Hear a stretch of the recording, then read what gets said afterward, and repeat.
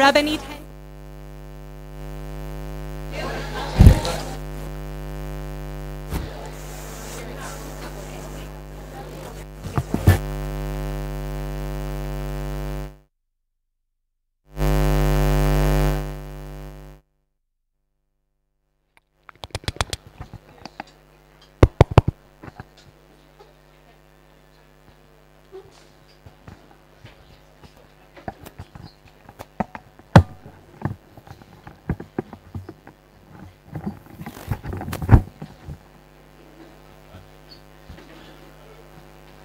Can you fix okay. This is not sturdy. Okay. Birshut, Harabbanit Henkin, Harav Varhaftig, Harav Auman, Harav Bednarsh, Harav Berger, Harav Harabbanit Rimon, Harabbanit Lau, Harabbanit Ilana Haddad, Yoatzot Halacha Dina Block, Rabbanit Karen Hockhauser, Yoatzot Halacha colleagues, Nishmat Board Chairman Stewie Hershkowitz, AFN President Sharon Mintz, AFN President Emeritus and Executive Director Emeritus Harriet Sherman Schimmel, Miriam Glaubach Center Co-Chair Hadassah Lieberman, Miriam Glaubach Center Founding Co-Chair Dr. Amy Fox Grafel, AFN Executive Committee Member Rabbanit Adina Fredman, AFN Executive Director Alicia Abudi, Steering Committee Member Tali Jacobson Koshitsky, distinguished guests, family, friends, Talmidot Beit Midreshet Nishmat, Mukbadai Kulam. Shehechianu, B'kiyamanu, B'higianu, Lazman Hazeh.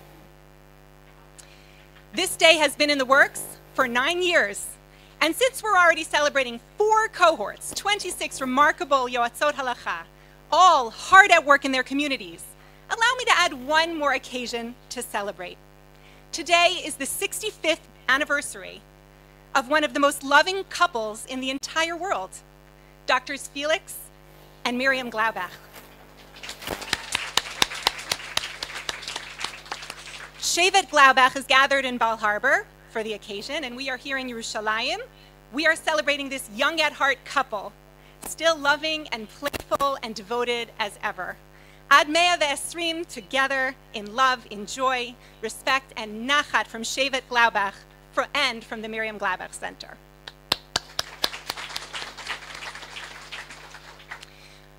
Rav Yosef Tzvi Rimon found time in his incredibly busy schedule to join us this evening, and before he heads on to his next event, we invite him to address this remarkable group which has gathered here in Yerushalayim from all over the world. Rav Rimon tested each one of these students and found each of them worthy for certification. He also serves as Nishmat's halachic authority. Harav Rimon.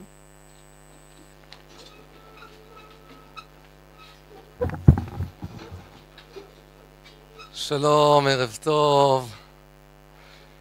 Don't worry, I'm going to speak in English. I won't repeat all the names. Toda el Rabbanit Atara. But just we have to mention again Rabbanit Chana Henkin that is leading all this special thing of Nishmat in Yoatzot Halacha so many years and helping Am Yisrael in a way that Rabbanit, without your help, we wouldn't be so successful. בלי הקדוש ברוך הוא. והרב הנקין, אז לרבנית הנקין אפשר לעשות מחיאות כפיים. ולקדוש ברוך הוא. We'll start with פרק תהילים for the חיילים and the חטופים and the פצועים and all the people out of their homes. שיר למעלות, אשאינה אל ההרים, מאין יבוא עזרי. עזרי מעם אדוני, עושה שמיים וארץ. אל יתן למוט רגליך, אל ינום שומרך. הנה לא ינום ולא יישן, שומר ישראל. אדוני שומרך, אדוני צילך על יד ימינך. יומם השמש לא יככה, וירח בלילה. אדוני ישמורך מכל רע, ישמור את נפשך. אדוני ישמור צאתך ובואך, מעתה ועד עולם. מי שברך אבותינו אברהם, יצחק ויעקב, אמותינו שרה, רבקה, רחל ולאה, הוא יברך את חיילי צבא ההגנה לישראל העומדים על משמר ארצנו וערי אלוהינו. ייתן אדוני את אויבינו הקמים עלינו ניגפים לפניהם. קדוש ברוך הוא ישמרם ויצילם מכל צרה וצוקה ומכל נגע ומחלה, וישלח ברכה והצלחה בכל מעשה ידיהם. ישיב הקדוש ברוך הוא את החטופים בריאים ושלמים בנפשם ובגופם. שלח הקדוש ברוך הוא רפואה שלמה מן השמיים לכל הפצועים. ייתן עצה טובה למנהיגינו, ואיתה אחדות ואהבה בתוכנו, ונאמר אמן.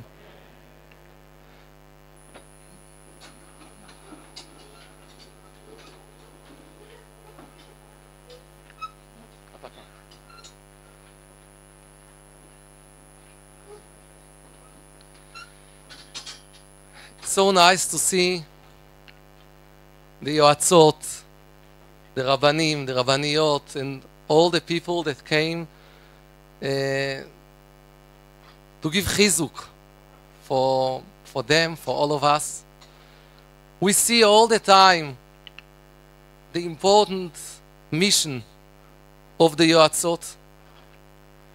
I know, I tested them, I know the deep knowledge, the humanity, the sensitivity, but you see all over the world how important that we have Yoatzot Halacha, also to save Am Yisrael, chas v'chalila, mi'isurei karet, and also to help Am Yisrael not to be machmir in a place that you should be mekel.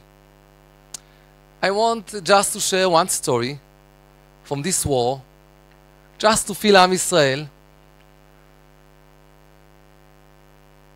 A few weeks after the beginning of the war, I received a telephone call from a woman, a young woman, I think she's around 32, 33.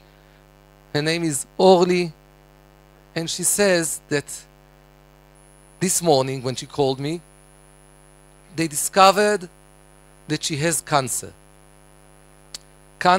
of the brain.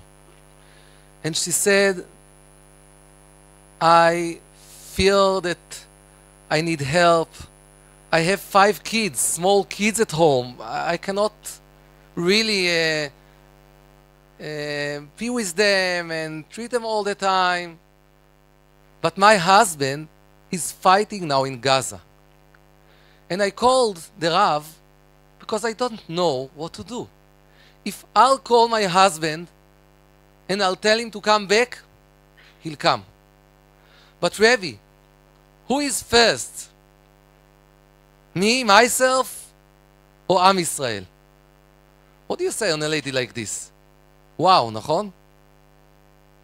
I told her, Am Yisrael is first, but we have a rule that there are mitzvot שיכולות לעשות על ידי אחרים.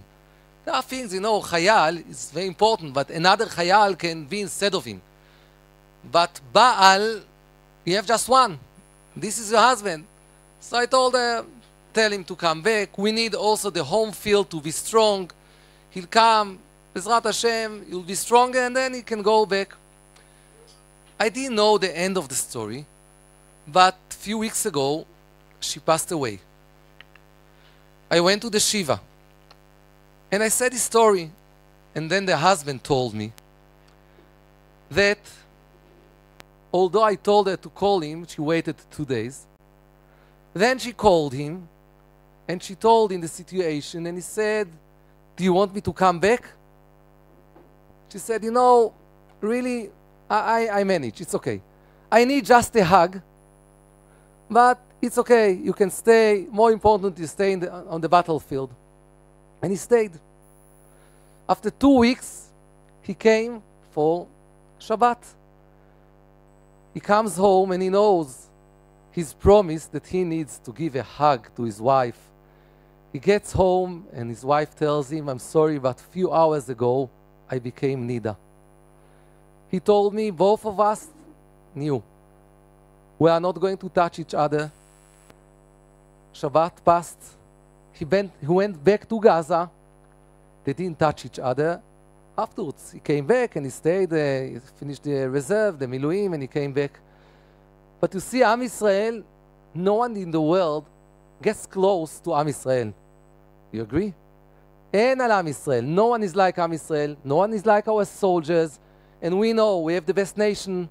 We have the best soldiers. We have everyone that tries to do chesed. And we know Hashem is with us and we are going to win. We are going to win, and from this situation we are going to climb up to much, much higher level in our Geulah, in our redemption. And what you are doing here is another part of our Geulah, because to help Am Yisrael to be also with women, with couples in the challenging times, and to give the right direction, also to follow Halacha, and also to help them the right way. This is a huge mission that helps us to be better. I would love to stay the whole evening, but I'm going now to an event that we are doing through Sulamot of thousands of teenagers, observant and not observant, in Tel Aviv. That we are trying to say to everyone, you can think whatever you want to think, it's okay, but we are one family. And we stay together, and we love each other בעזרת השם. אז תודה רבה לרבנית, לכל הרבנים שנמצאים כאן, לנשמת, ובעזרת השם, יועצות הלכה, that you'll succeed to follow the right direction, שלא תצא תקלה תחת ידכם. ובעזרת השם, בזכות השליחות, the mission that you are doing for Am Yisrael, that you have lots of siyata dishmaya also with your family, with your children, to see דור ישרים מבורך. בעזרת השם יתברך.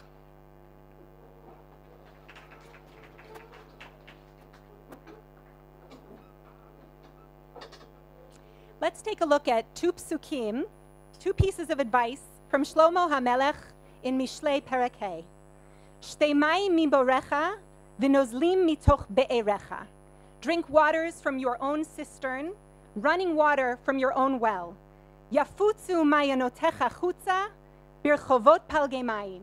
Let your springs gush forth in tributaries, in streams in the public square. And then Shlomo goes back and he says, Yihiyu lecha levadecha ve'ein lezarim itach. They should be only yours. Don't let strangers near them. So which one is it? Are we to drink waters from our own pit and our own well, or are we to let streams go running over? How are we to understand the sequence of the psukim? Are they just for us?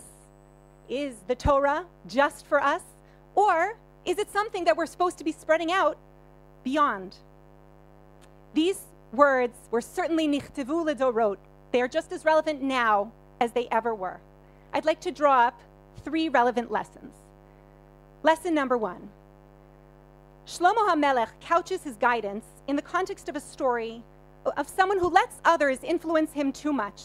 He lets his desires get the better of him, and it leads to definite ruin. Reb Shimon ben Manasseh in the Midrash, followed by many Mefarshim, warns us not only against sensual desire, but against approaches which are foreign to Judaism, which we should stay away from. Shtei mayim miborecha. Our projects, our hashkafot, should be internally motivated. Our engagement with the quote-unquote outside world should stem from a solid lens, incorporating outside ideas if they fit into Torah, rather than taking outside isms and trying to fit Torah into them. You might end up wasting your time with outside isms and giving your energy to outside ideas in a way that exhausts you. But if you drink from your cistern, then you can spill over waters to the outside. And the outside world might do well to consider some of Judaism's deep wisdom on marriage and on maintaining healthy boundaries and keeping our appetites curbed. In the words of Rabbi Elazar in a different midrash, you might have a generation who really takes to the words of Torah. And in that kind of generation, spread out those waters, get them out there, influence. But if you sense that it's just too countercultural in a way that would make attempting to influence the outside futile, keep it internal. Focus on your Jewish community. Spread it when it's beloved. Go ghetto when it's just not being listened to. Lesson number 2. In Masechet Tanit, Rabbi Chanina Bar Chama says, Yafutzu ma'inotecha chutza is if you are a Talmid Hagun, if you are a proper Talmid, somebody who has imbibed midot tovot. But if you are not qualified to give advice to others to represent Torah, keep it inside. Don't go and spread the Torah out because it's not Torah. The Rambam tells us that a Talmid Hagun is someone with proper midot, with pleasant actions. Like the remarkable role model sitting before us here in the front rows and all over the room, because there are many, many Yoatzot Halacha here, who studied incredibly difficult material in order to take care of the Jewish people all over the world. They are Talmidot Hagunot, women who are a sisterhood, who strengthen each other, who rely on each other. They bond through Torah and they guide women together on a daily basis. It's the best WhatsApp group in the world. Devorah HaNeviah's words come to mind as well. Libi l'chokekei Yisrael hamitnadvim ba'am baruchu Hashem. Women who are like Devorah, whose own heart was with the lawmakers, was like the lawmakers of Am Yisrael. Someone who feels devoted to Chachmei Yisrael, to the rabbis throughout the generations, and the Rabbanim who guide our Yoatzot Halacha in these very days to bring Hashem into people's lives and strengthen others in their observance. Lesson number 3, another interpretation of local cisterns, but waters pouring out. Rabbi Shimon Bar Yochai says, drink waters locally with those in your cities, and then head out everywhere. It's both. You may need to first be insular, first focus on your city, and then we branch out, and that is why there's the couching of the branching out within the more insular psukim. You start in the nerve center of Jewish life. You start in Yerushalayim, Ir HaKodesh. You take care of Yerushalayim. You take care of the periphery, the Merkaz. You spread Yoatzot Halacha all over Eretz Yisrael. And then you send shluchot to America, like Shana Goldberg, who's sitting here in this room today. You spread out to Riverdale, Teaneck, Englewood, Tenafly, Manhattan, Washington Heights, the 5 towns, Fairlawn, Long Branch, Livingston, West Orange, Philadelphia, Brooklyn. Then you move one of the Yoatzot who trains in Israel to Sharon, Massachusetts, my hometown. And then you listen to the cry from the West Coast. Don't leave us out. Figure out a way to get us learning too. And you move your program onto Zoom so that women from all over the United States can join. And then from London, they say, don't leave us out. We'll join from London. And then from Australia, they say, don't leave us out. And then you finally even get to places like Prague. And Baltimore's on its way. But my remarkable colleagues, always, always keep your eye on the place of your neshama and your lev, Yerushalayim, and know that your Nishmat home is right here in this Beit Midrash that Rav Soloveitchik coins as the centripetal movement that has pulled us home as we re-entered history from the periphery, with all of the miracles and with all of the searing pain that comes along with this long Geula process. And some of you did finish your required residency in Chutz La'aretz, and you indeed have moved your families home. The rest of you are Mosrot Nefesh for Klal Yisrael for as long as you are necessary in the Kibbutz Galuyot process. No matter where you are devoting your life to the Jewish people, you, our ambassadors, whether you are from Ra'anana or Modi'in or Los Angeles, you are tethered right here in this Beit Midrash, and we could not be more proud. Before I introduce our next speaker, I cannot move on before thanking those who made this day happen, first and foremost, HaKadosh Baruch Hu, the husbands, and the families who during your 2 years of studies dropped everything to enable you to learn. There's a lot of smiles, maybe even some tears going on right now. Chevy Bachrach, for hatching this idea. Chevy works in our AFN office, and she thought, we've got to bring everyone home when the LL prices were super cheap. Remember those days? Alicia Abudi, Avi Tobolsky, Ayelet Chaba, Julie Weissman, Leora Rosenblatt, Rivka Sabo, Anat Parsi, Tzipora Templeman, Amos Moshe, Yehuda Karavani, Sarah J., Yisrael Hirschman, and Tzipi Dayan.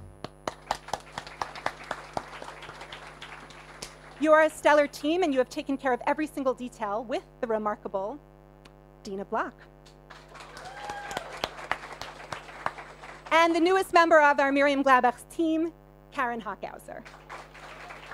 One more word about Dina. It is a very unique gift.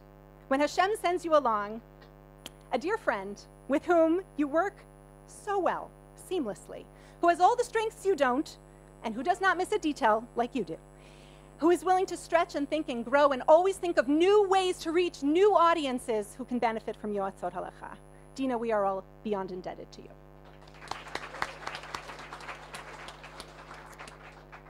For Exhibit A in a Talmid Hagun, look no further than Nishmat's Miriam Glaubach Center Dean, Rabbi Kenneth Auman. Our students are blessed with Rav Auman's brilliant shiurim, always given with a glint in the eye and a genuine curiosity, with the Torah as fresh to him as the day it was given on Har Sinai. And to quote Rifki Freundlich, more than everything I received in this program, I received a Rebbe, a posek, someone to whom I can ask my questions.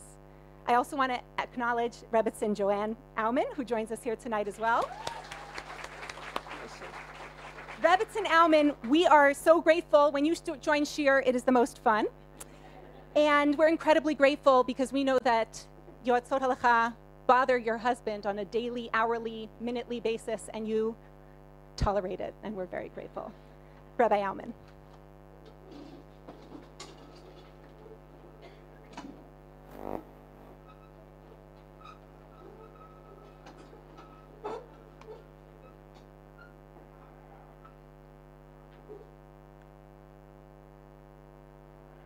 Are the Israelis here familiar with the American Jewish musical Fiddler on the Roof? Everybody heard of Fiddler on the Roof, yeah? So it features a well-known song, Tradition. Tradition is used to justify the entire Jewish lifestyle. But as the play progresses, one sees that when the winds of change barrel through the shtetl, tradition alone is not a powerful enough anchor to resist the gale forces of change. But when tradition is coupled with Torah education, it's a very powerful force in maintaining Torah true Jewish life. Now, who was the first traditional Jew? In this coming week's parsha, we see that it was Yitzchak Avinu. Virtually everything that he did was a repeat of Avraham. This was not because Yitzchak was incapable of original thought, but rather in order to solidify and concretize the giant strides made by Avraham in spiritual progress he initiated, Yitzchak had to repeat Avraham's work. So the Torah, in a very dramatic way, presents Yitzchak's life as a carbon copy of Avraham's. In fact, according to Chazal, they even had identical appearances. But it would be a grave mistake to leave it at that and to present Yitzchak as nothing but a carbon copy of Avraham. For as important as tradition is, blind, senseless adherence to tradition can often be counterproductive and self-destructive. Yitzchak evidently was taught this lesson rather early in his independent life as an adult, when he was faced with a repeat of a situation that had confronted his father, a great famine. The Torah tells us that he went to Gerar, as his father did before, but evidently he had wanted to go to Egypt, as his father had gone first. For we see HaKadosh Baruch Hu intervening and warning him, Al Tered Mitzrayim. sometimes it's not appropriate to follow tradition. Rashi tells us, Ata ola samima, and ein chutz la'aretz kadaylach. You don't belong in chutz la'aretz, you have to stay in Eretz Yisrael. Adaptations have to be made to account for the specific conditions of the particular generation. So what's the message?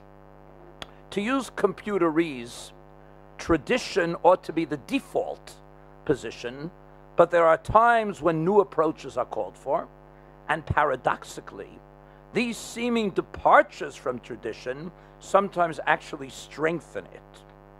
When Rabbanit Henkin established the Yoatzot Halacha program some 27 years ago, together with Rav Henkin Zatzal and Ibadul Achayim with Rav Varhaftig, she was doing just that, establishing a program that appeared to be non-traditional, yet in fact it has strengthened tradition in very evident and very dramatic ways. And I believe that the results exceeded everyone's expectations. And some 13 years ago, when the program was brought to American shores as the Miriam Glaubach Center, Jewish life in the United States has been transformed for the better quite dramatically as well. And is the success of many of these Yoatzot that we are celebrating today. Now, our Parsha this Shabbos makes a big deal of the wells. I didn't know that Atara was going to speak about Yafutza Maino Sechachutza, same idea. The Gemara in Bracha says that Amar Rabbi Chanina Haroa Be'er B'Chalom. You see a well in a dream, Roa Shalom. And Rabbi Nassan, and quotes the pasuk in the Parsha about Yitzchak and the Shalom with the Rabbi Nassan Omer Matzah Torah, and Rava Amar Chaim Mamash.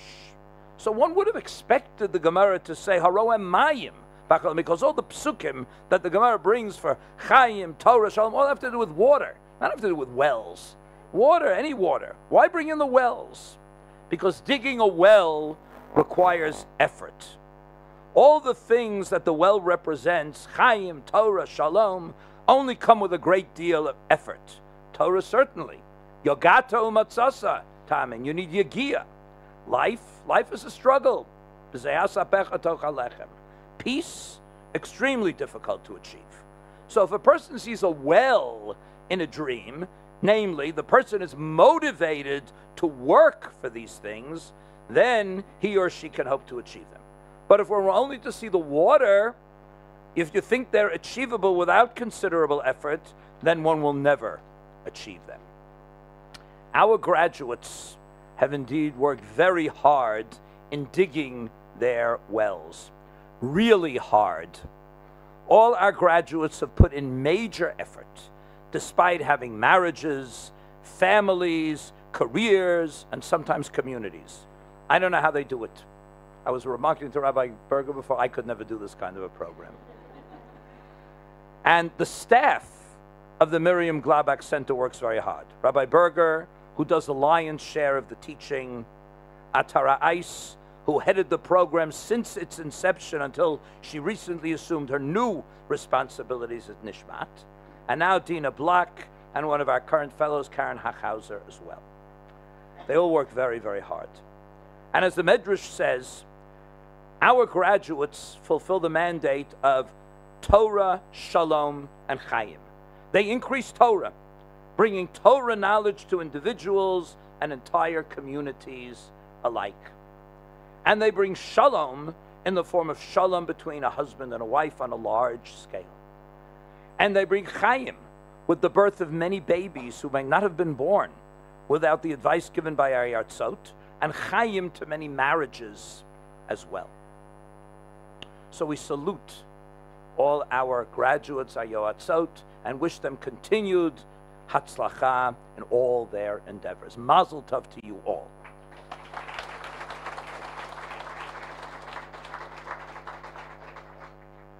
It is now my great honor and privilege to introduce Rabbanit Henkin. What can I say in introducing the person who has been the neshama of Nishmat for the past 35 years, who has grown, guided, and graced Nishmat, ensuring its success as the epitome of Torah's chesed. The Gemara says, Gadol me Rabban Sheman. Greater than the highest title is simply the name of the person. Rabbanit Henkin's name is synonymous with true greatness in so many ways. Rabbanit Henkin.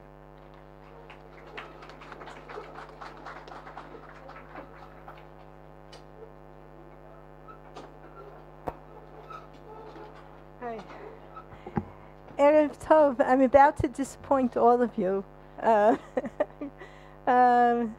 Little people can sometimes do big things. So take Rabbi Ammon's words with a grain of salt. All other words by Rabbi Ammon should be fully digested. Mazel tov, mazel tov, mazel tov, mazel tov. Let me start by a mazel tov to those who moved the ceremony of the Miriam Glaubach Center, Nishmat's Miriam Glaubach Center, to Israel. I want to start with Chevy Backrack, who received. No, don't clap for everyone, because then it's gonna make my words last too long. You can clap once when I finish, but I can't not mention Chevy Backrack, even though Rabbanit Atara mentioned her, and the AFN executive led by Rabbanit Sharon Mintz and by Rabbanit Atara Ice and by the Glaubach family and the Miriam Glaubach Center staff. Rabbi Alman, and you've heard the names of the staff, Rabbi Alman, Rabbi Berger, and the graduates. Congratulations to all of you for moving the ceremony to here. You've made an emphatic statement. Every Jewish institution in the United States should be doing what you did.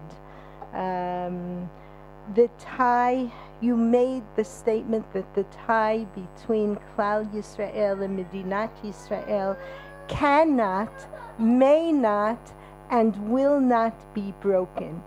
You came from Chutz La'aretz to say we are one nation together. We are together in grief. We are together in resolve. We are together in fortitude. We are together in celebration. We are together in a shared destiny. I was on Har Herzl yesterday at the Halvaya of the most gravely wounded soldier on October 7th, Yona B'Tzalel Brief, the son of Hazel Brief, who used to sit in that niche and learn Torah here, the brother of 3 Nishmat students. Every Jew should be doing what you did, relocating your ceremony here, interrupting your lives. It's remarkable. I did not believe Rabbanit Atara Ice when she said it could be done. It was possible to move. She was going to get the budget to do so, and she was going to bring everyone here. And we're sitting here with 24 out of 26 of the Yoatzot who are tonight receiving their formal certification from the United States. I congratulate you. You have come with your Rabbanim. You have come with Rabbi Alman. Rebbetzin Alman is the cherry on the katzefet. Rabbi Berger, you've come here, and it's extraordinary. Rabotai, tonight is a historic occasion. It's the fulfillment of the Nevuah of the Navi Yeshayahu and the Navi Micha ki mitzion teitzei Torah udvar Hashem miYerushalayim.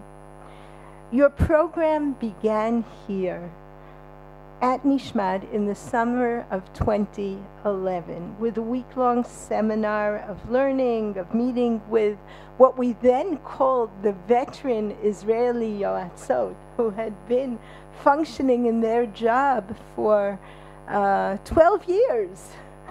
And you met with our Rabbanim.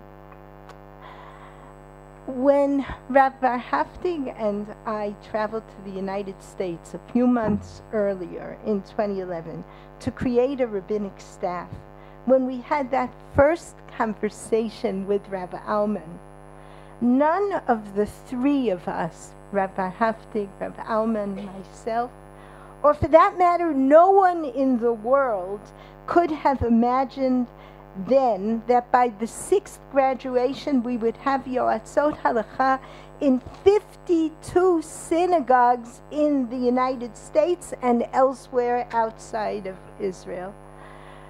And look at who's here today. It's incredible to be standing before you, to be looking at all of the Yoatzot Halacha who are here, those who are here from Israel, to welcome their American and British and European colleagues, to rejoice together with you.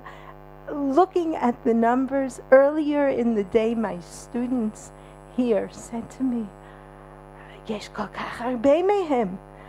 And my reaction was, "Ezo otzma yesh po." How much strength is here in the Beit Midrash this evening. Tonight is holy, tonight is historic. Rav Henkin Zatzal, who was with us through the years of Yoatzot Halacha, until the night before he passed away. I can give those details, but I'm not going to share right now. He asked a question. He answered in one way, I'm going to answer in a slightly different way. Rav Henkin asked the question on the Gemara in Chagiga, in which Rabbi Eliezer ben Azariah says, regarding the mitzvah of Hakel, okay, the men come in order to learn. The women, why do they come? In order to hear. The children, why do they come? And he answered, to give reward to their parents who brought them to this great moment of Hakel, when everyone is congregated and when the leader of Israel, when the secular leader of Israel, the king, reads the Torah to us, reads our Constitution to us. That was what Rabbi Eliezer ben Azariah said. So Rabbi Henkin asked the following question. Tell me, doesn't make sense. There was only one convocation. The men and the women heard exactly the same thing. What do you mean? The men came in order to learn and the women came in order to hear. They're all hearing the same reading of the Torah. So why? These are learning, these are hearing. And I guess I'm going to meld his answer with my answer right now. If you're interested in his answer exclusively, open up B'nai Banim Chelek Gimel and you'll find it there in the Tshuva on women's Torah learning. Why were women only hearing and men were learning? Because you can't possibly learn if you're lacking the tashtit, if you're lacking an organized, if you're base. Then everything you hear, you can't organize, you can't process. You can hear, you can feel a sense of uplift at witnessing something which is remarkable, but you can't learn unless you have the basis. Yoatzot Halacha, my goodness, you have toiled, you have earned your certification, your hasmacha. You have earned every bit of what we're celebrating tonight. Your Rabbanim have given you the basis on which you haven't heard, you've learned. And now, although I'm saying now, but there are 4 classes here of graduates, and many of you have already been working in the field, And what you're giving over is not simply answers. You're giving over a logical heritage. Rav Alman spoke about heritage. You're giving it over logically. Sometimes the woman just wants the answer, and if she's on the phone with you, she just wants to hang up, and she's gotten her question over with. She's either going to be happy or unhappy, but it's finished. But very, very often she wants a sense of control, which comes from understanding, and that's a tool that you now have that women did not have, and you're able to enable women not just to hear, but also to learn, also Lilmod, to give over the grand heritage that your Rabbanim, Rav Berger, Rav Alman, and Rabbanit Noah Lau, coming from Eretz Yisrael, to be part of the staff, and Rabbanit Atara Ice, they have given over to you in the level of Lilmod that which now you can transmit, because those who only heard could not transmit. Those who learn can transmit, and you have learned and you can transmit. I look forward to following marvelous careers. The impact that you have begun making will be expressing itself far, far into the future. Bracha v'hatzlacha b'chol ma'aseh yedeichen. All of our Talmidot, may you thrive, may Hashem bless you, may Hashem bless your homes. Through you, may Hashem bless Klal Yisrael. And I salute those who have made this revolution possible. That includes, of course, Doctors Miriam and Felix Glaubach.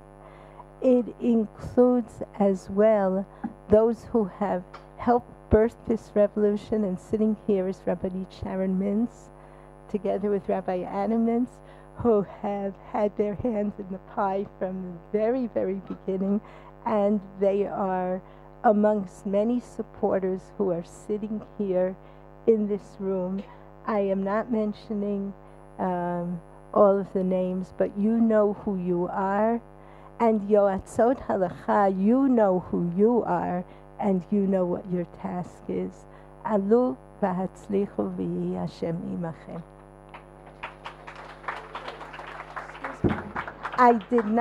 I was supposed to open by saying Birshut HaRabbanim, and I would have included in the Rabbanim that I mentioned Rabbi Bednar, who is sitting here at the head table, and who mostly has a connection with our Israeli Yoatzot, but from what I hear, every single American Yoatzot through YU Torah knows exactly who Rabbi Berger is, and I would have mentioned our Rosh Beit Midrash, Harav David Sperling.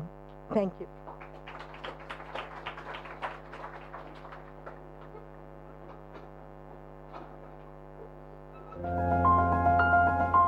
By the late 90s, my mentor, Rabbanit Chana Henkin, had heard too many stories of women who were trying very hard to keep the laws of Hilchot Nida, the laws of Jewish family life, and for one reason or another, it wasn't working the way that they had anticipated, the way that they maybe were promised when they were young brides. She said something has to be done, someone needs to take care of these women, and that is the day that Yoatzot Halacha were born. Thank God we have grown from ground zero to almost a couple of hundred Yoatzot throughout the world, and they are doing their job masterfully.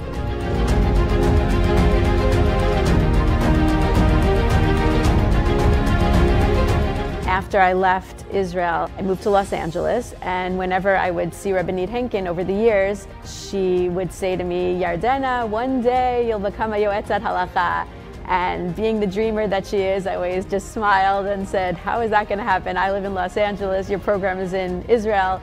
And lo and behold, she brought the program to the United States, and I am so, so grateful. It was such a life-changing experience for me.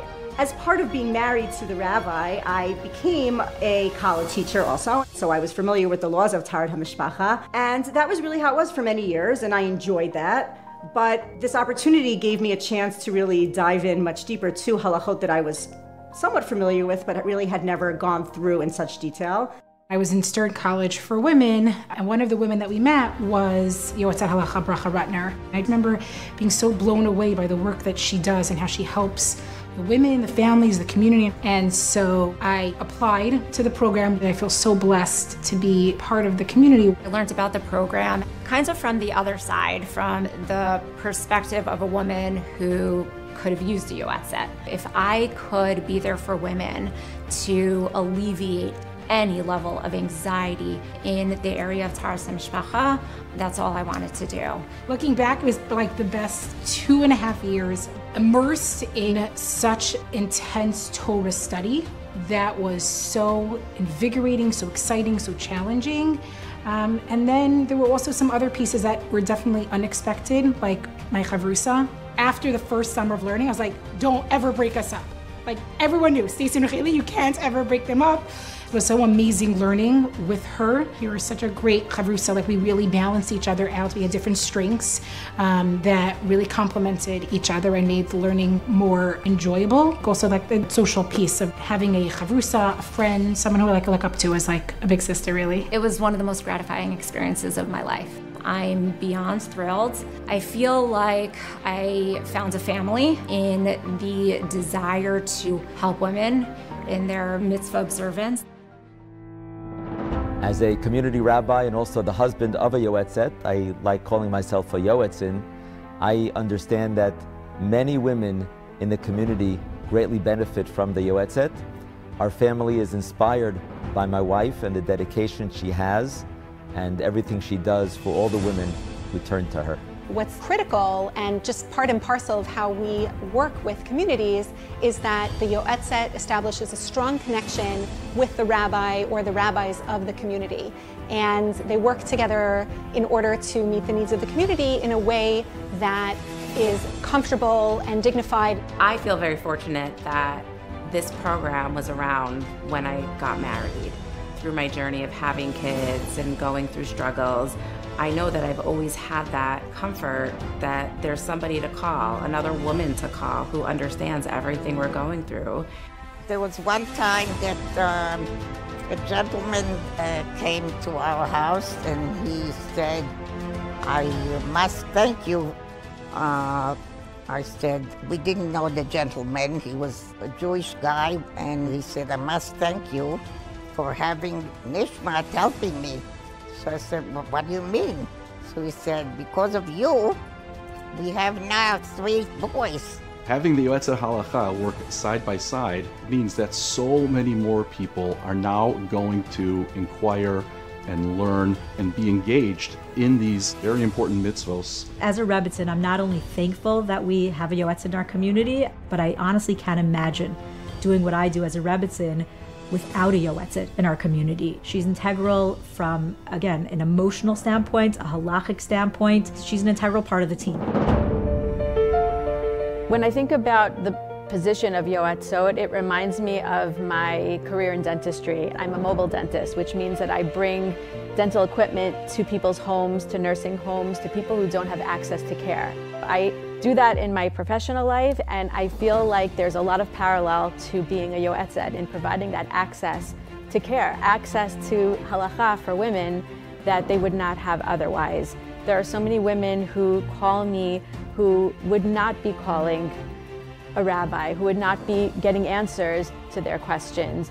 And it's even more than that, because even the women who would reach out to somebody else with a question, when they're speaking to another woman, I say that there is always a question behind the question, and there's always something that comes out in that conversation. For example, a woman calling with a simple question or a woman calling about when is her mikveh night might be experiencing infertility. And all of these things come out in conversations, and it always affects the conversation, and I feel that I'm able to help women in addition to the halacha piece, but also in the human emotional piece as well. They're asking many, many more questions. We see that on a regular basis.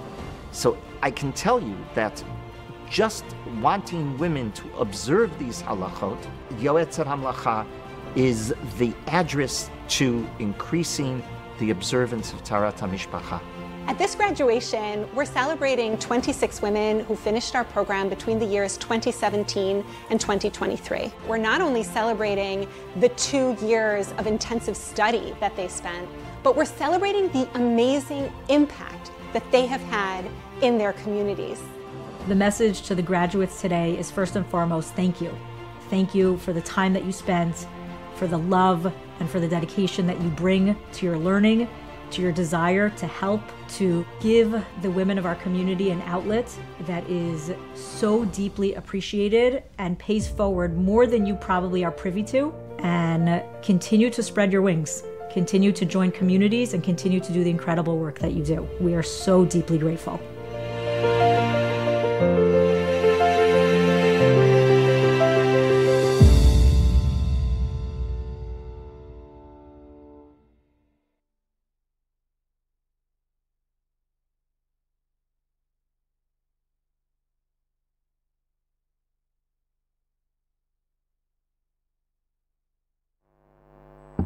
Rabbanit Henkin kind of stole my introduction to Rabbi Bednarsh. I'll just read mine. Technically, Rabbi Bednarsh is one of our Miriam Glaubach Center rabbinic testers, another Rav who certified all of the women sitting here. But he's also one of the Rebbeim through YU Torah, his shiurim that he gives to the Gross Kollel, because all of the women also, in addition to Rabbi Alman and Rabbi Berger and Rabbanit Noah, they listen to Rav Bednarsh as well on every siman. And yes, in Karen Ariel, we are blessed that Rav Bednarsh is a Magid Shir, and he's one of the poskim for our hotline and our new WhatsApp response. It is an honor to invite Mori V'Rabbi Rav Bednarsh to address us.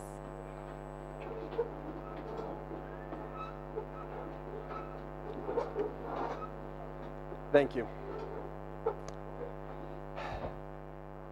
It is not only an honor, but a personal pleasure and deep nachat to join in celebrating the graduates of the Glaubach Center Yoatzot Halacha training program based in the U.S. I feel like I've been part of the Yoatzot Halacha project for over 20 years. Since my wife Leora started learning in one of the earliest cohorts of the Karen Ariel program. I would never have predicted then that 20 years later, I would be teaching in Karen Ariel and certifying the graduates of the Glaubach training program, and that I would be an address for Yoatzot worldwide to consult on halachic questions. The reason I am here today is because over those 20 years, I have seen with my own eyes what a difference Yoatzot Halacha can make in the lives of so many Jewish families. Week after week, I saw what it means for a Yoetzet to answer on the hotline, not only answering halachic questions with accuracy and clarity, not only explaining exactly what to do with great patience and sensitivity, but being there for the whole person, being able to relate to the experiences of the woman on the other side of the line in a way that I and my colleagues could not. Being able to explain things in ways that I could not, because it would not be comfortable or because I don't really understand the experience that I am talking about on the same level. And even more so, just being a source of strength, support, and inspiration, being a model whom a woman can relate to and at the same time be inspired by, bringing the Dvar Hashem Zo Halacha to every Jewish woman, regardless of how observant she might be of any other area of halacha, regardless of what community she comes from, regardless of her previous experiences, just helping people serve Hashem in the best possible way, wherever they are, with empathy, with sensitivity, with a deep understanding not only of the halachic sources, but of the medical, psychological, and emotional aspects of the question, being able to say, I understand what you're experiencing, and thereby opening up the woman on the other side of the line to understanding how the halacha relates to her experience. Over the years, as Rabbi Henkin asked me little by little to become more and more involved in this great project, I could not say no, because I saw firsthand the difference Yoatzot Halacha make, and I felt the historical responsibility of helping this project succeed and expand. And as someone deeply committed to Eretz Yisrael as the Jewish past and future, but deeply involved in the American Jewish community, I feel even more strongly the importance of having Yoatzot Halacha who live in Chutz La'aretz and can be a tangible presence in those communities. And is therefore an extra special nachat for me to be able to celebrate this graduation. I would like to say to all of our Yoatzot, congratulations, Mazel Tov, on completing what I well know is a very rigorous course of study and passing what I personally know to be a very high standard of certification and testing. And Yashar Koach for choosing not only to prioritize Torah learning, but orienting your learning and your Avodat Hashem towards bringing the wisdom of the Halacha and the Kedushav Tarat HaMishpacha to the entire Jewish people. For stepping in where the need most exists, for being there at all hours, at all times and places, for anyone who needs guidance, chizuk, and inspiration in these sensitive areas. For not only learning what it says in the Shulchan Aruch and so many more Svarim, but also receiving, imbibing the Masorah of how to balance spiritual idealism with sensitivity to the human condition, when we need to be mekel in order to help this family observe the halacha, and when we need to be machmir in order to protect the integrity of the halachic system, for knowing not only how to say mutter or usr, but what has to be said together with the usr in order to help the person on the line deal with the challenge inherent in our commitment to halacha. To all of you I say, keep doing the great work that you've been doing over the past years. Keep learning, keep growing, keep understanding, empathizing, teaching, guiding, and educating, and keep inspiring Am Yisrael. Mazal Tov.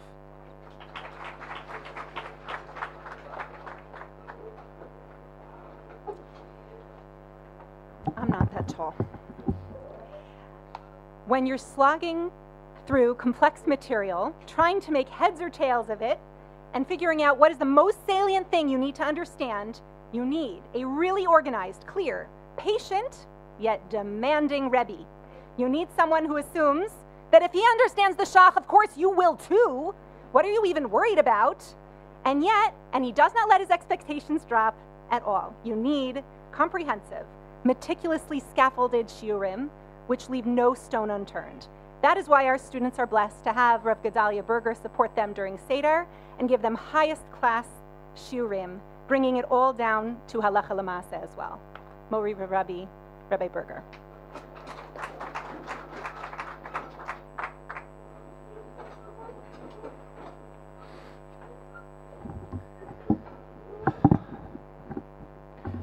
Wow. This is really much more deeply miragesh than I was expecting. Rabbi Alman said he told me that he didn't think he could do this program. My response was, I pointed out to him that of course he could because he has Joanne. On a visit to New York about 30 years ago, Marie Rabbi Harav Aaron Lichtenstein Zecher Tzadik Livracha made a short but very profound comment, almost an aside, that has really stayed with me ever since.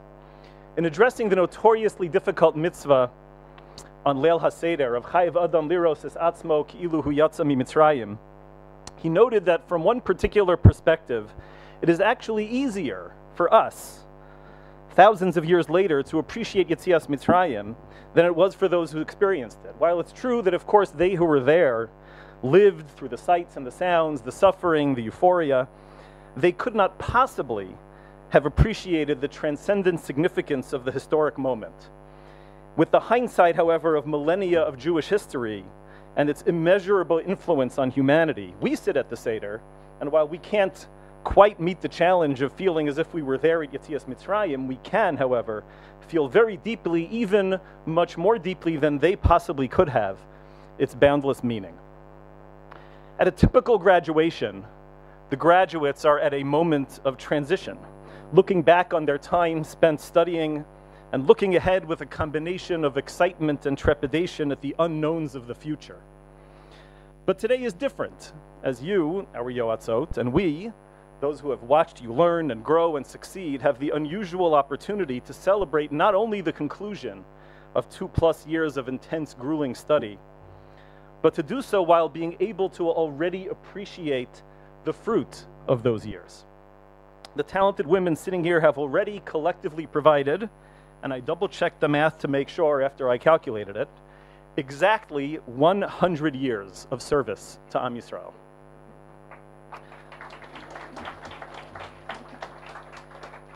During these years, how many times has it happened that a Bas Yisrael hung up her phone, feeling that she had been heard, that her questions had been answered, and that the Derech Hashem that our people have been walking since Ma'amad Har Sinai and even before was suddenly paved before her?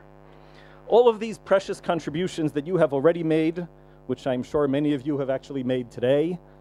In fact, I'm sure at least one Yoetzet in this room has WhatsApped an answer to someone's question during the 2 minutes that I've been standing here. And those contributions, which you will Amir Hashem continue to make in the decades to come, were made possible by your devotion during those incredibly intense months and years in the Miriam Glaubach Center program to depth, comprehensiveness, accuracy, excellence, emunas chachamim, and yiras shamayim.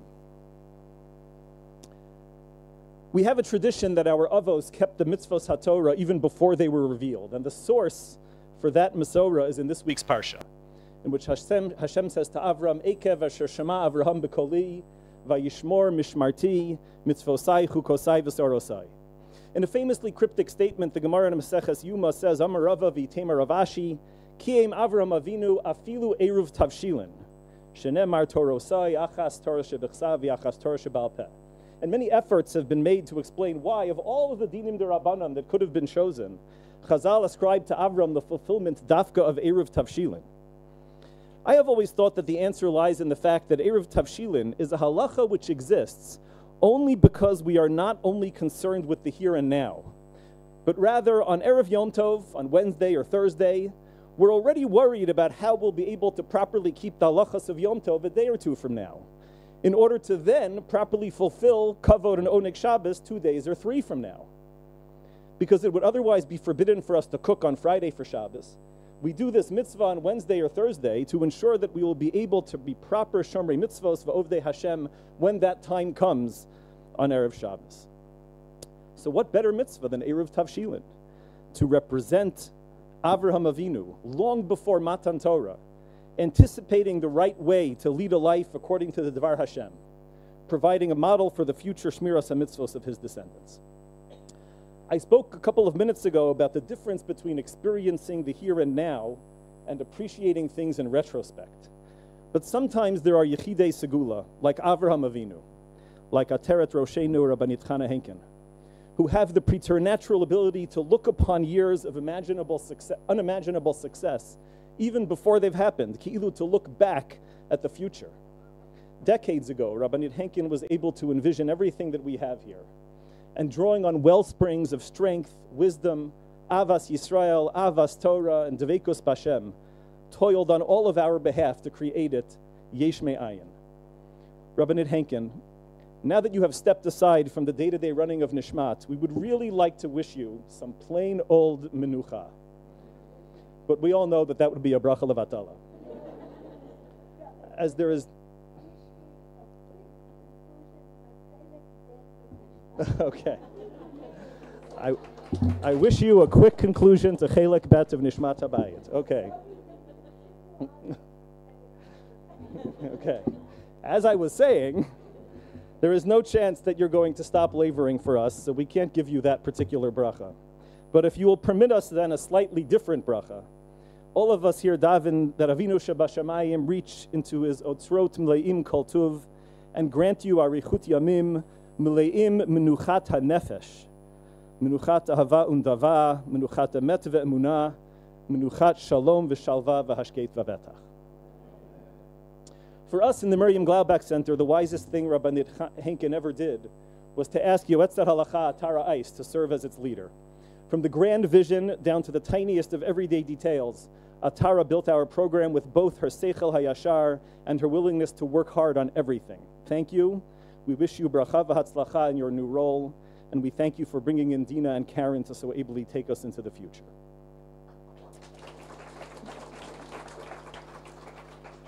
A few years after I heard that Dvar Torah about the Seder from Rav Lichtenstein Zatzal, I sat together with other members of the Kollel at Yeshiva University with Rabbi Lam, Zichrono Livracha, the Yeshiva's president and perhaps the greatest darshan and orator of his generation of English-speaking Rabbanim.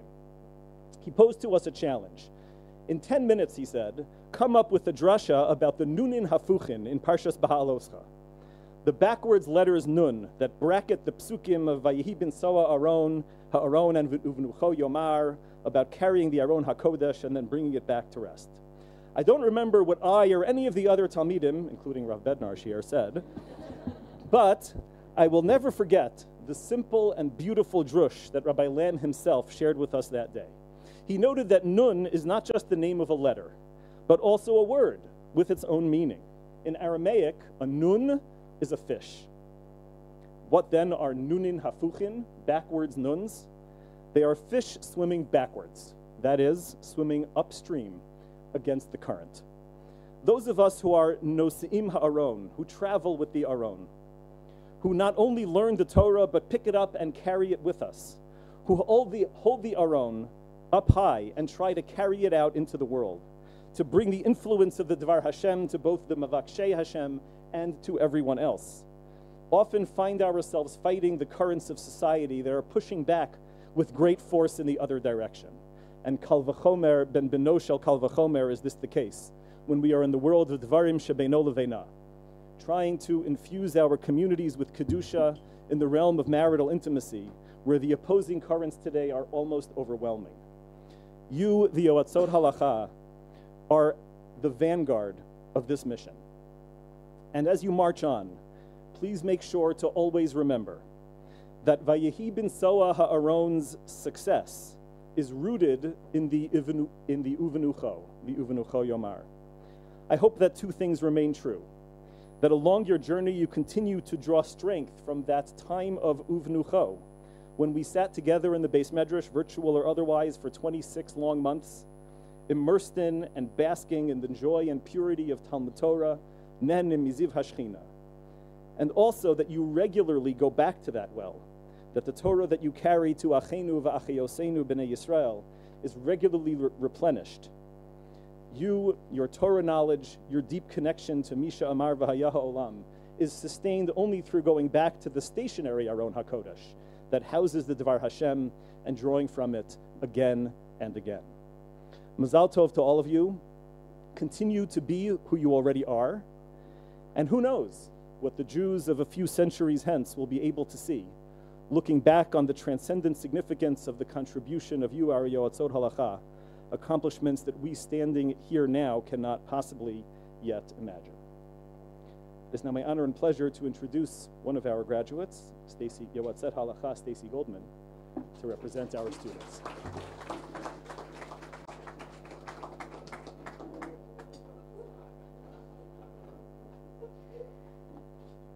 I don't think I've had clammy hands like this since I last sat down to take a bechina. My first interaction with Nishmat was in November of 1995. I had been counseled out of rabbinical school after my first year for no longer putting on tefillin every morning. But I was able to continue to learn with my class for the second year in Israel to complete my master's. I knew I no longer had a home in the conservative movement, and was searching for my place within Orthodoxy. Ironically, as a newly religious young woman in the 1990s who learned Gemara, I emerged on the modern Orthodox stage as a pioneer in women's learning. There were 3 options for me in Israel as a post-college woman, all with stipends, and I chose Nishmat. Honestly, because Nishmat was the only one that did not have a written rule that participants could not wear pants. Since Nishmat was more right to the other 2, I don't think that meant they allowed it. In any case, Rabbi Tzachi Lehman tried to wrap his head around why anyone would be thinking about the future school year in November, but I was accepted. My husband was able to enter a very elite club of Kollel husbands. The year I spent in the Machon Gavoa at the Bayit V'Gan Nishmat campus was one of the most formative of my life. I think I'm the only Yoatzot Halacha that went to public school. I remember the first Yoatzot cohort in 2017 when everyone went around and said what high school they went to. Between the Prospect Park Beit Yaakov and other day schools, I felt a bit out of place responding Robbinsdale Armstrong High School. In any case, back to 1996, this would be my first experience immersed in a Shomer Mitzvot environment. I experienced amazing high-level learning, including Basar B'Chalav with Harav Verhaftig. However, the part that was most transformational for me was the midot, a word I would not actually encounter until 6 years later when my oldest son came home from kindergarten in Philadelphia singing the marvelous Midos Machine song. I want to tell you about one incident in particular. I was talking during a break with the other women in the Machon Gavoa, a mixture of native Israeli and Anglo, some married, some single, and I had to leave the group. I had an unusual feeling of lightness as I left. It was so strange and foreign to me that I decided to meditate on where it came from. I realized that beginning in elementary school, every other time I or someone else would leave a group, that person would become the topic of conversation. As I left this special group of women, I knew that they internalized Halacha. It wasn't just an intellectual exercise. Just as they would never put anything treif into their mouth, so would they never allow Lashon Hara to come out of it. This is to me what Nishmat represents. Not just a place for challenging and intellectually stimulating highest level learning, but also what it means to be a Bat Yisrael and nurturing all aspects of who she is. The learning is meant not just to grow in knowledge, but to mature emotionally and to connect spiritually with HaKadosh Baruch Hu. This is the institution that the Henkins built, and that I am sure Atara and Ilana will continue to foster.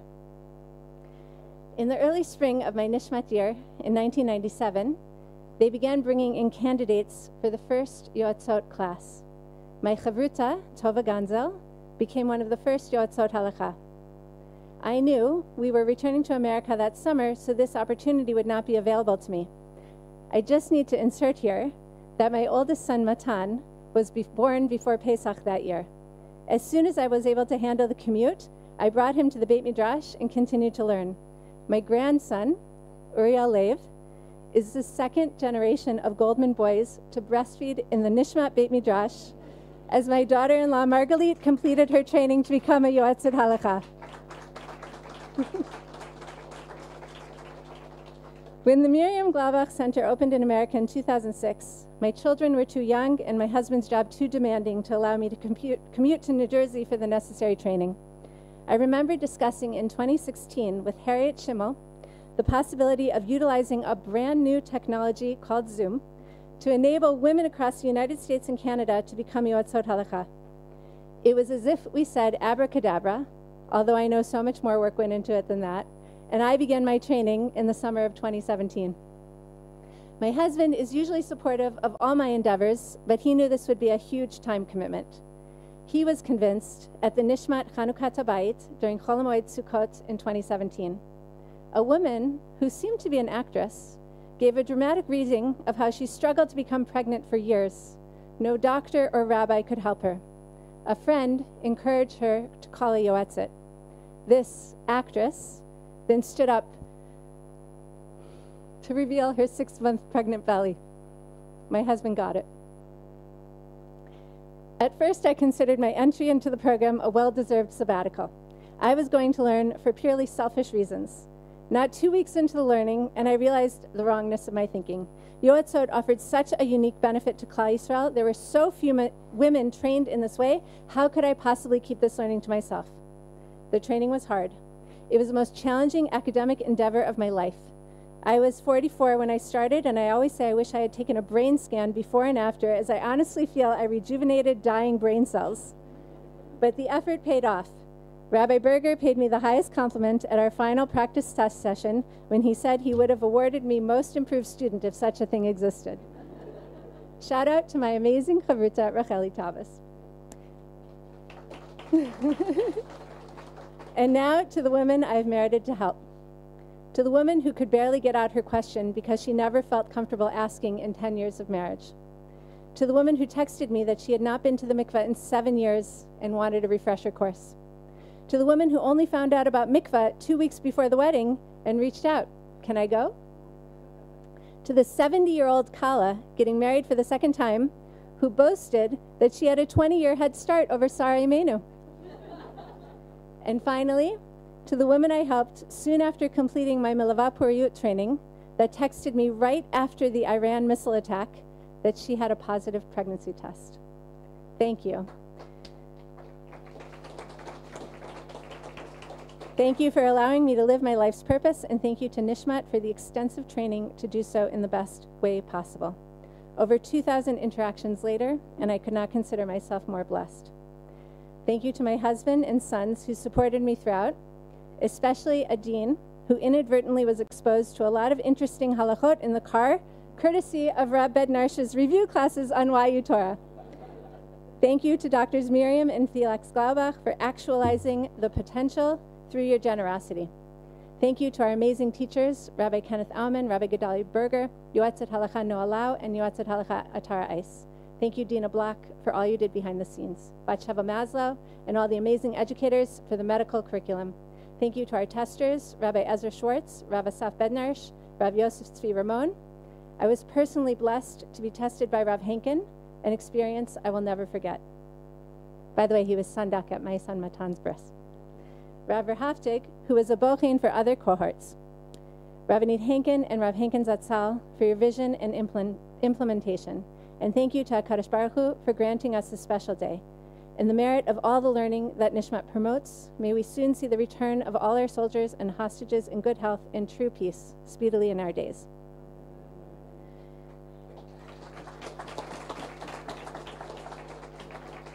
As I mentioned earlier in my speech, I had the privilege of learning with Rav Verhaftig, Rosh Karen Ariel, back in the early days of Nishmat, right before Karen Ariel launched, when Tova Ganzel and I were chavrutot in the Machon Gavoa. What a schut to learn from such a Talmid Chacham then, and for him to teach my daughter-in-law now. I am personally so grateful that Rav Verhaftig had the foresight to take the leap of faith and partner with the Henkins in building up the Yoatzot program. You changed my life and the lives of women all over the world. I am honored to call up Rav Verhaftig to address the Kahal.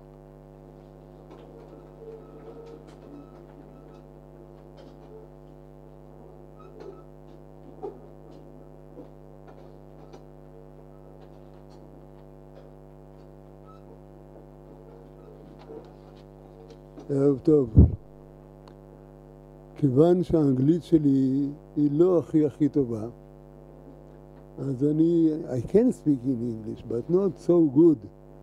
אז אני אדבר בעברית. ותרד בבקשה שיהיה מודפס שם באנגלית מה שאני אומר בעברית. אבל אני אגיד קצת תוספות על מה שכתוב שם. אני מתאר לי שכולם פה מבינים עברית. גם אם לא מדברים בדיוק, אבל מבינים עברית. ראיתי את זה בבחינות שבדקתי, בחנתי. ברוך השם. אנחנו יודעים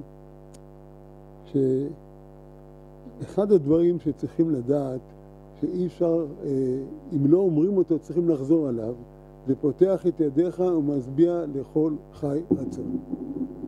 פותח את ידיך, הקדוש ברוך הוא נותן לנו דברים. אבל זה לא מספיק.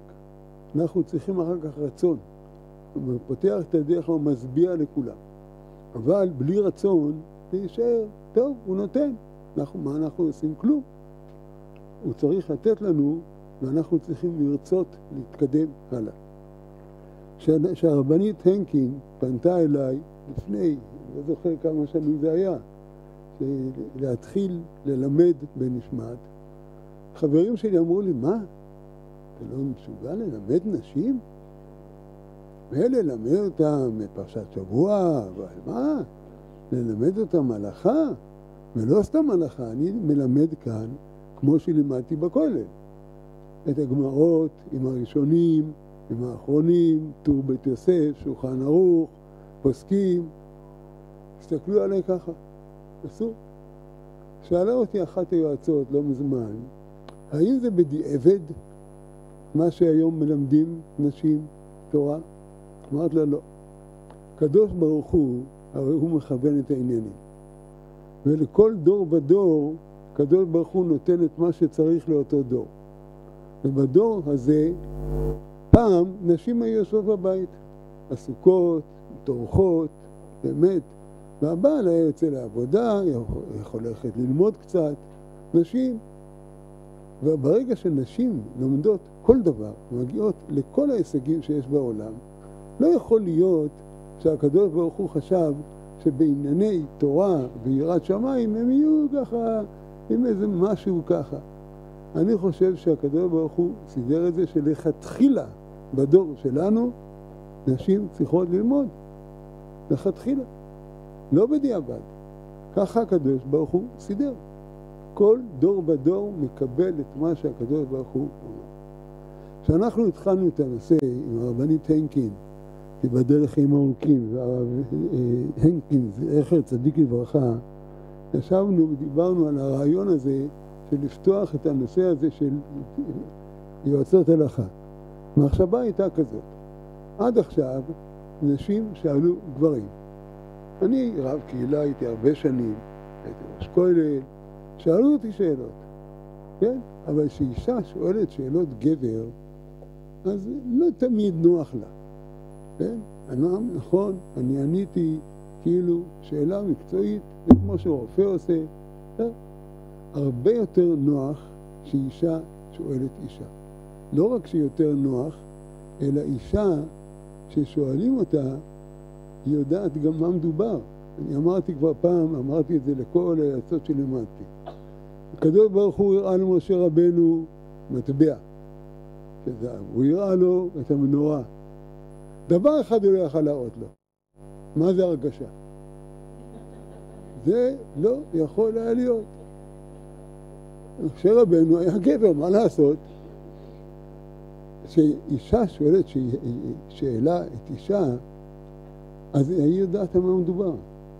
היא יודעת להבין אותה יותר טוב ממה שגבר יבין. זה לא משנה. יכול לדעת הרבה יותר, לימדתי. אני לא אומר, אני עונה תשובות לנשים, אין חוכמות. אבל אישה יודעת. דבר שני, יש דבר גדול מאוד עם היועצות, שהן נלחמות. הן לא מוותרות. הרבה פעמים ששואלים את השאלה, שעל פי הספר הרגיל צריך להחמיר. יש אבל דעות שהן מקילות גם. אז היועצות הן דוחפות. אומרות, רגע, והאישה הזאת בוכה, האישה הזאת ככה, האישה הזאת ככה. ורואים את ההרגשה של אישה. אין חוכמות. אישה מתייחסת בצורה אחרת מאשר גבר. לכן זה כל כך חשוב. עכשיו, כל דבר אפשר לבדוק לפי התוצאות.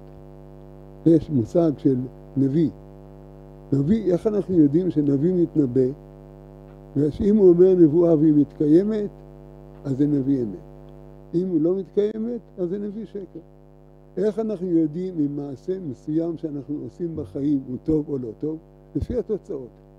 התוצאות הן מדהימות, באמת מדהימות.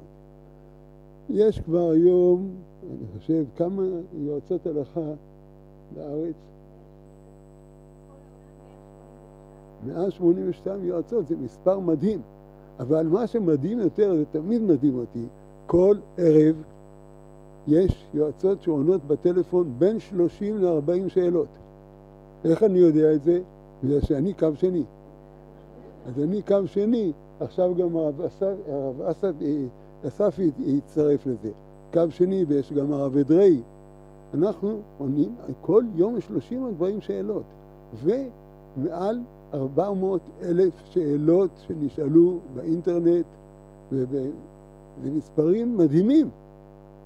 מפלס התרת המשפחה בעולם עולה. מאז שקמה נשמת, אין ספק שכל כך הרבה נשים יודעות מה לעשות, מקבלות עצות, דברים שהם קודם לא ידעו.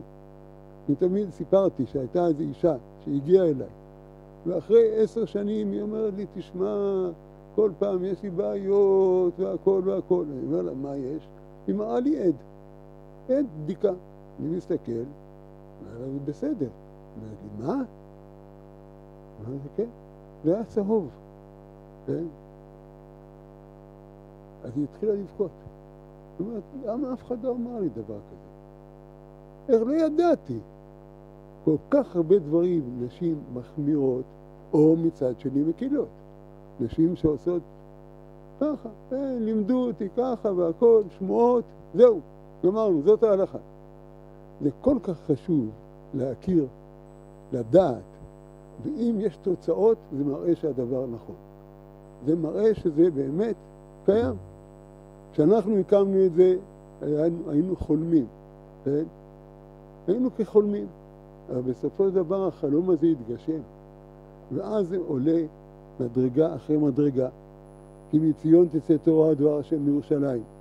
התחיל פה בארץ תוכנית, ואז הוחלט להתחיל תוכנית גם בארצות הברית. נסעתי עם הרבנית טנקין, תבלתי בדרך חיים ארוכים, והלכנו לחפש מישהו שיקח על עצמו את התוכנית שם בארצות הברית. עברנו כמה וכמה רבנים. היה רב אחד אמר, תשמעו, זה כל כך טוב, זה מצוין, אבל אם אני אעשה את זה, יפסלו אותי ואני נותן זה, יעשו לי, לא יודע מה. טוב, עברנו, והגענו לרב אולמן. הגענו לרב אולמן, ופתאום ראינו אדם שיודע הרבה ולא מפחד, מבין את הצורך בדבר הזה, מבין. ולכן באמת התחברנו מיד, ראינו שאדם שמבין, מיד הוא הסכים לקבל את זה. אחר כך הצטרף הרב ברגר, אחר כך, בהתחלה אני גם קצת הייתי שם, אחר כך רבנית נועה, ובאמת הדבר פרח, ופתאום דבר. בהתחלה הראשונות שהיו, זה היו נשות רבנים. שהרבנים, אמרנו שצריך להיות שיהיו קשורים לקהילות. אז היו כמה רבנים שהאנשים שלהם למדו, וזה דרך זה חדר לקהילות. זה לא פשוט. לא כל רב מוכן לקבל אישה שתהיה אצלו. גם פה בארץ. זה לוקח זמן עד שמבינים את הצורך, לוקח קצת זמן. בסדר. אבל בסופו של דבר מגיעים לזה. טוב, אז התחלנו, ברוך השם, בארצות הברית, זה התחיל להתפתח יפה. אני בוחן את הנשים, יש נשים מדהימות. היו לי באמת כמה, הייתה אחת שאני בחיים, בין גברים ובין נשים לא בחנתי משהו כזה. זה היה, אבל זה לא רק אחת, יש הרבה, כולם ידעו יפה מאוד, אבל באמת, ממש מדהים, מדהים. טוב, אז בהתחלה זה התרכז בניו יורק, בסביבה של ניו יורק.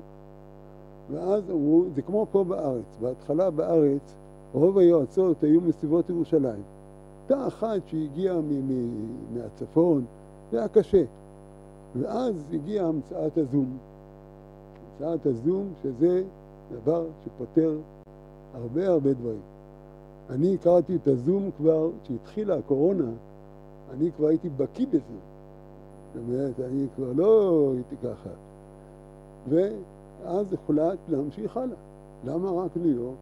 ועם הזום מתחילים בכל העולם. וזה מתפתח והולך. ברגע שזה מתפתח והולך, זה מראה שזה הדרך הנכונה. כך צריך להיות. ככה הקדוש ברוך הוא רצה. ולכן אני רוצה באמת לאחל לכם. אנחנו שמחים מאוד. טוב. רגע, אני בשוק עכשיו, רגע. צריך להירגע קצת. אני רוצה לאחל לכם באמת, אני מתרגש מאוד, כולנו מתרגשים לראות כל כך הרבה. ברוך השם, יש פה יועצות מהארץ, מחוץ לארץ, והדבר הולך ופועל ומתפתח. אני רוצה להגיד לכם, אנחנו מתרגשים, אנחנו שמחים, אנחנו רוצים לאחל לכם שתזכו לעשות, להמשיך לעשות, לקדש שם שמיים, והקדוש ברוך הוא יהיה בעזרכם, וכולנו באמת נזכה לקיים ולהמשיך הלאה. בסדר.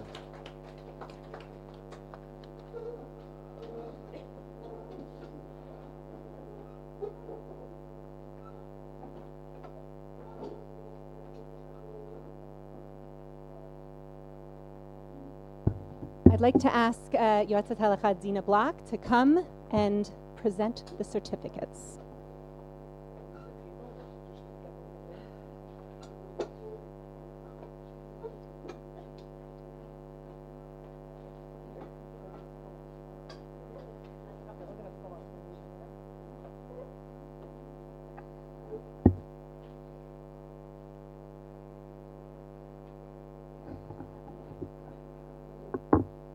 Hang tight for a second.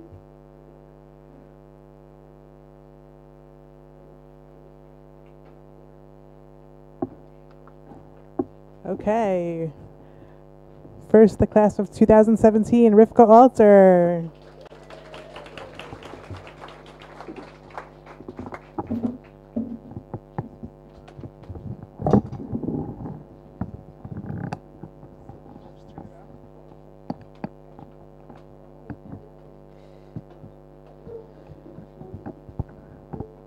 Is it working, the microphone? Okay. Devorah Steckler Davidowitz.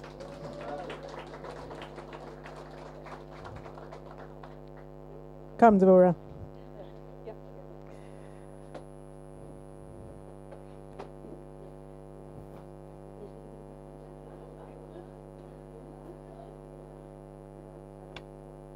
Only one picture per year, then we have to move fast. Only one per person.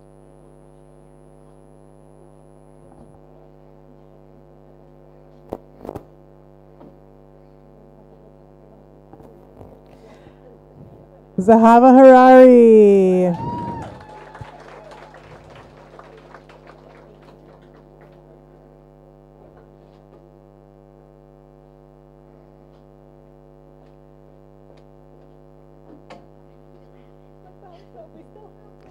Manaz Shmalo.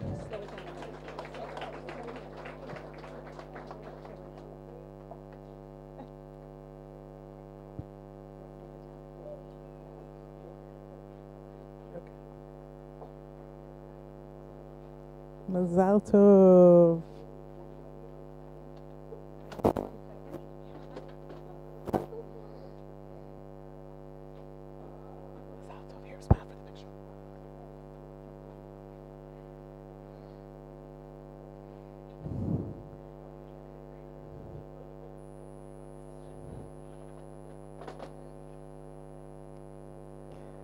Okay, our next class, Machzor Dalid, Adina Blaustein.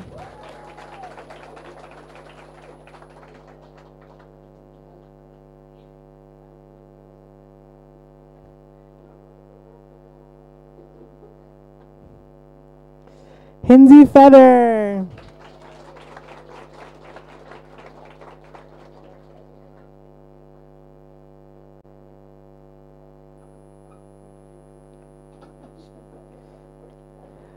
Rifki Freundlich.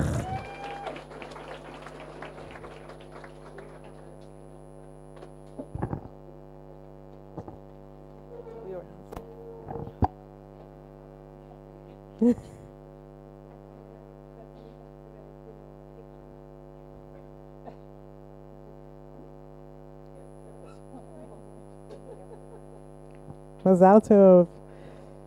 Stacy Goldman.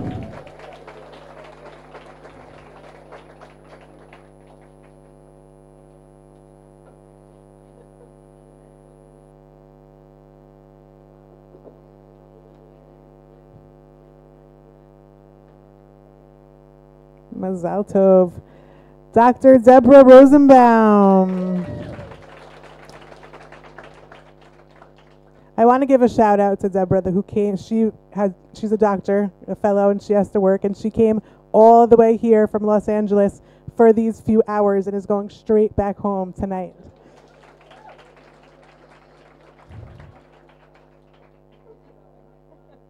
We're so happy that you made it. Atara Graubart-Siegel.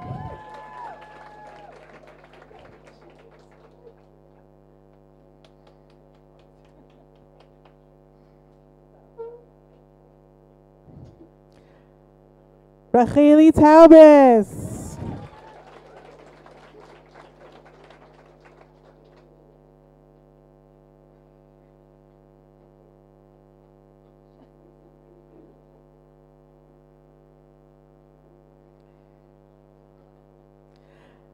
Dr. Jordana Top.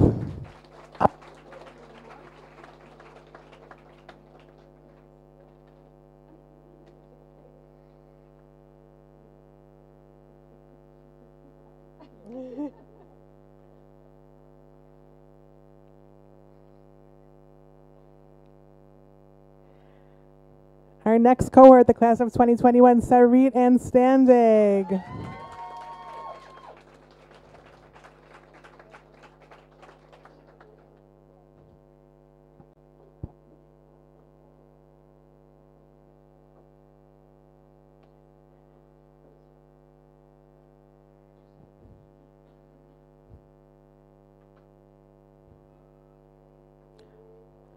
Okay, I'd like to call up Tali Jacobson-Koshitsky to accept Ruthie Rothman-Schulman's certificate on her behalf, as she couldn't be here. Ruthie, you're watching on the live stream. We're so proud of you. Mazal Tov. Ruthie.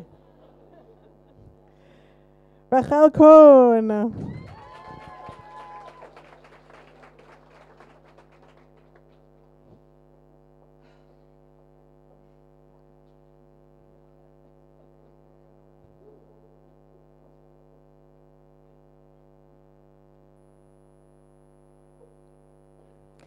Ellen Cooper.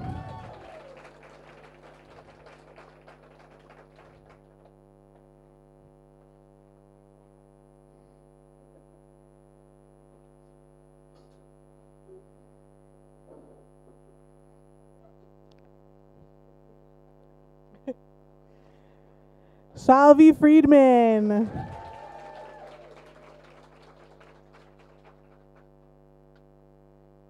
Mazal Tov.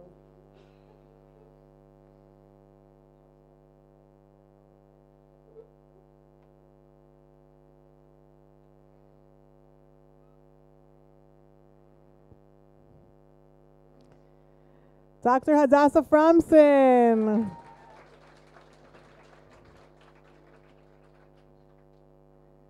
Mazal Tov.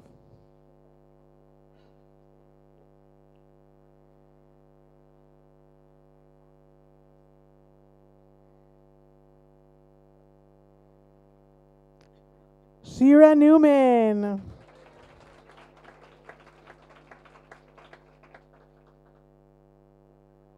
Mazal Tov.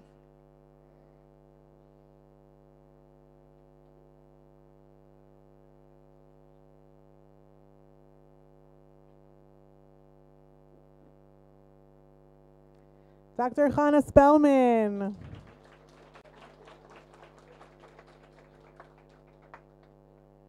Mazal Tov.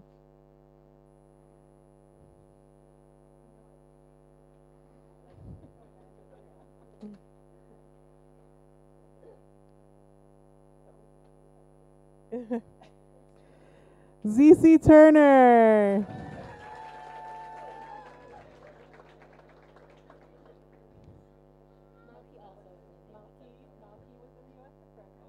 Mazal Tov.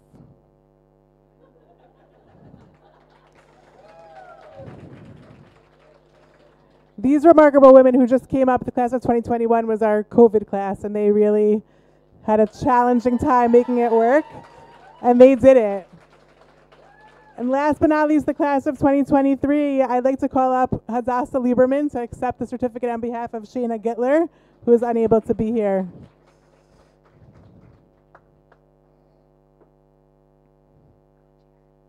Co-chair of the Miriam Glaubach Center Advisory Board. Thank you so much for being here tonight.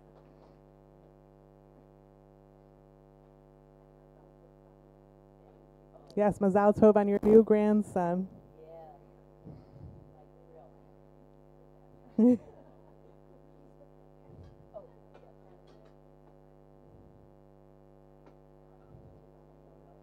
Mazal Tov. Thank you. Atara Kelman.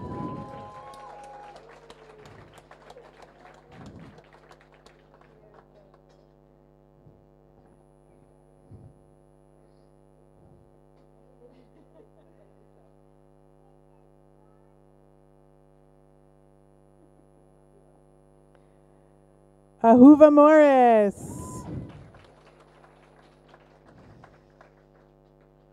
Mazal Tov.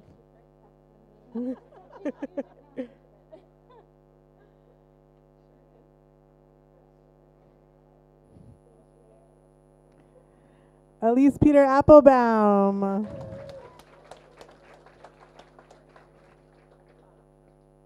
From Prague. In case you were wondering which of the Yoatzot was that European one, it's Elise. Mazal Tov.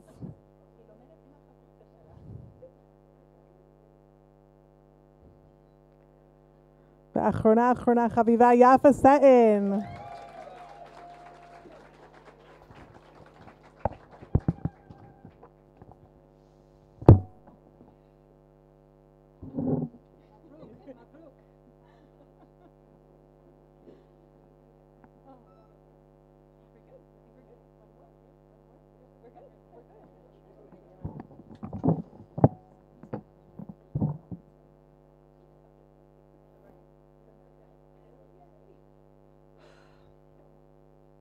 One of the biggest gifts in my new position is the strong leadership and guidance from Nishmat, chairman of the board, Stewie Hershkowitz. Ilana and I, Rabbanit Ilana and I, know firsthand why every Dati Leumi institution brings him to their leadership. His devotion to Nishmat is unparalleled. Thank you for believing in us. Thank you for shepherding us into this new era of Nishmat. And now for closing remarks. Two of the biggest gifts that I received in working in the Miriam Glaubach Center are Harriet Sherman Schimmel and Dr. Amy Fox-Griffel. For the gift of Amy, we have President Emeritus of AFN, Harriet Sherman Schimmel, to thank. For the gift of introducing us to the Glaubachs, we have Amy and her father to thank. Amy is a distinguished professor at the Albert Einstein College of Medicine, Executive Vice Chair of the Department of Pathology, physician, and founding Miriam Glaubach Center Advisory Board co-chair with Hadassah Lieberman. But she is also my cherished chavruta, which began right here in this Beit Midrash and continued on Zoom for many years. Long before being officially certified as an executive coach, she has been coaching me for years. Amy, I am honored to invite you to offer closing remarks.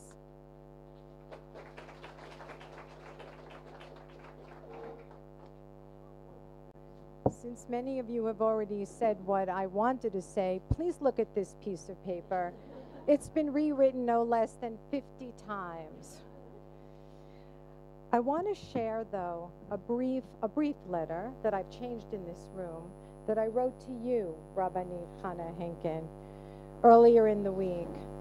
And I'm going to read it to her, and I'm going to allow the rest of you to listen in. Dear Rabbanit Henkin, several years ago, you asked me to co-chair the Committee for Yoatzot Halacha across North America with the incomparable Hadassah Lieberman.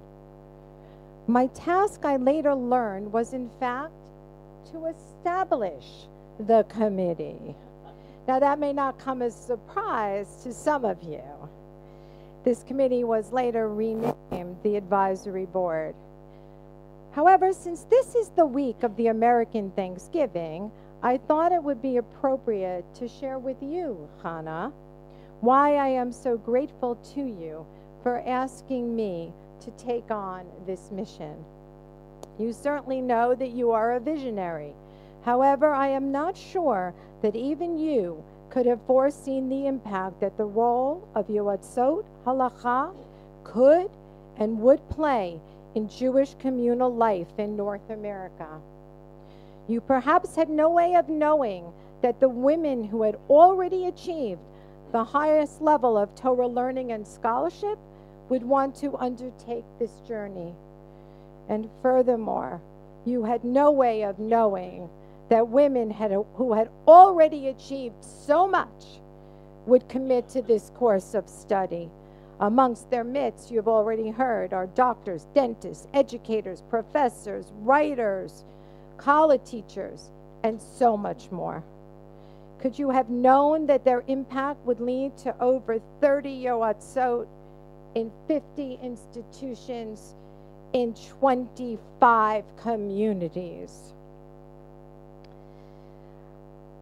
Could you have known that American communities that would not consider a Yoatzet Halacha years ago are now requesting a Yoatzet Halacha for their community?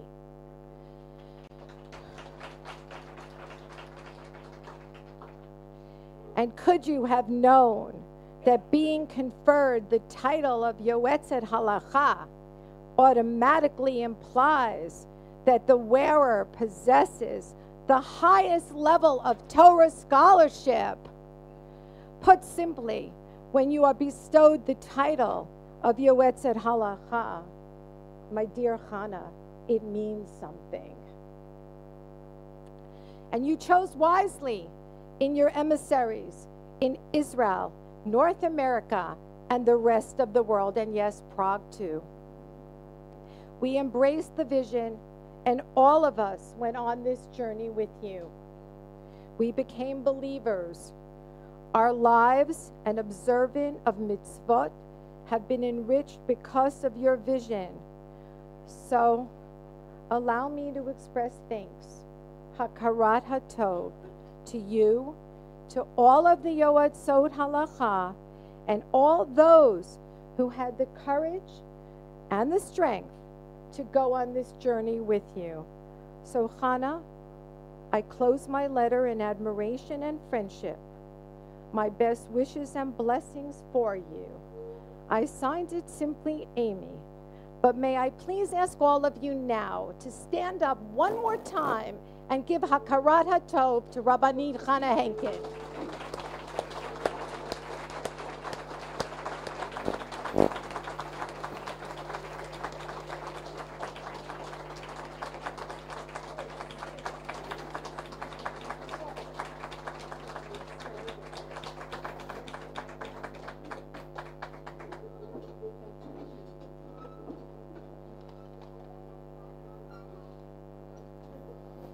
I promised them I'd keep it short. I could stay here for another hour, but I promise you none of you want to hear another word.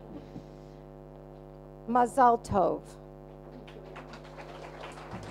This concludes the ceremony for 4 classes of Yoatzot Halacha Fellows from the Miriam Glaubach Center.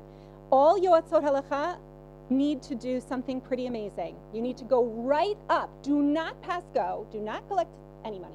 Go upstairs to the 5th floor. Take the stairs. It'll feel good after the sitting.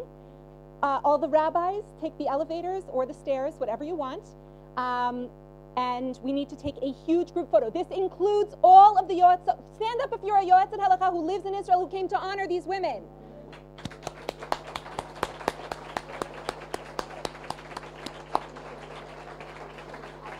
Okay, we're going to do it now. Just get it up. Okay, so I'd like to ask all Yoatzot, now that you're already standing, up to the 5th floor. Thank you very much. We're doing the picture now? Let's do it now.